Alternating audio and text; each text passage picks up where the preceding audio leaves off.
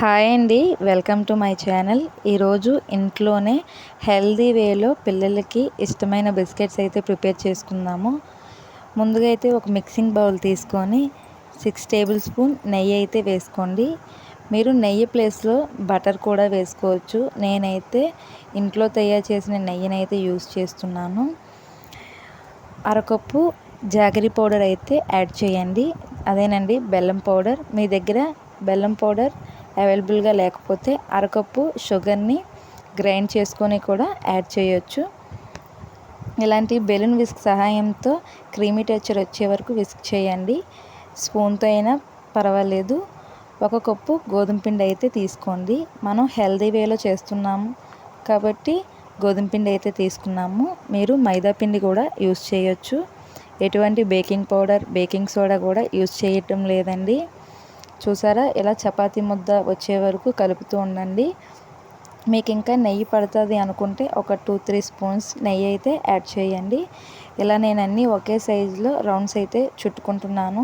మీకు ఒకే సైజులో రావాలి అంటే క్యాప్ కానీ స్పూన్తో కానీ తీసి రౌండ్స్ అయితే చుట్టుకోండి. ఇలా నేను చేస్తున్న విధానంగా బిస్కెట్స్ని షేప్స్గా చేసుకొని చాకో చిప్స్ అయితే పెట్టుకుందాము. అట్రాక్టివ్గా ఉంటాయి పిల్లలకి చాకో చిప్స్ పెడితే. మీ దగ్గర లేకపోతే స్కిప్ చేయండి. లేకపోతే డైరీ మిల్క్ని చిన్న చిన్నగా పీసెస్ కట్ చేసి కూడా పెట్టుకోవచ్చు. ఒక ప్లేట్కి గీ అప్లై చేసి బిస్కెట్స్ అన్నీ పెట్టుకుందాము. ఒక మందపాటి పెన్ తీసుకొని అందులో ప్రీహీట్ చేసి స్టాండ్ కూడా పెట్టుకోండి. ప్రీహీట్ చేసి మనం చేసిన బిస్కెట్స్ పెట్టుకొని ఒక 15 మినిట్స్ అయితే బేక్ చేద్దాము. చూసారా, చేతికి కొంచెం తడిగా తగులుతుంది. ఇంకా 10 మినిట్స్ అయితే బేక్ చేద్దాము. మళ్ళీ మూత తీసి చూద్దాము. ఇప్పుడైతే కరెక్ట్గా వచ్చాయి, కొంచెం గట్టిగా వచ్చాయి. చూసారా, నాకైతే 25 మినిట్స్లో అయితే బేక్ అయ్యాయి. మీకు ఇంకా బేక్ అవ్వకపోతే ఇంకో 5 మినిట్స్ అయితే బేక్ చేసుకోండి. మంచి క్రంచీగా ఉన్నాయి బిస్కెట్స్ అయితే, చాలా బాగున్నాయి కదా. మీరు కూడా ఇలా ఇంట్లోని బేకింగ్ పౌడర్, బేకింగ్ సోడా లేకుండా ట్రై చేయండి. చాలా టేస్టీగా ఉంటాయి బిస్కెట్స్.